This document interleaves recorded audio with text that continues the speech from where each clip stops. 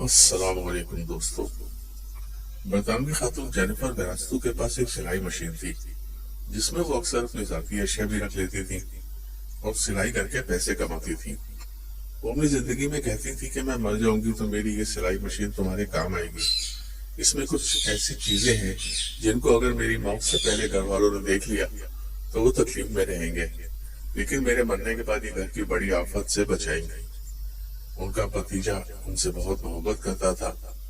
یہ چاچی بھتیجا اکثر ساتھ ہی رہتے تھے اور ایک دوسرے کا خیال کرتے تھے۔ زندگی میں کبھی اس عورت نے اپنے بھتیجے کو یہ نہیں بتایا کہ سلائی مشین میں کون سا راز چھپا ہے۔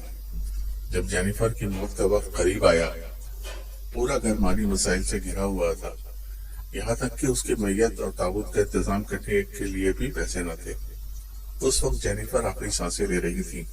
اس نے اپنے بھتیجے کو قریب بلایا اور کہا کہ بیٹا تم پریشان نہ ہونا، میری موت کے بعد سلائی مشین کھول کر دیکھنا، تمام مسائل حل ہو جائیں گے۔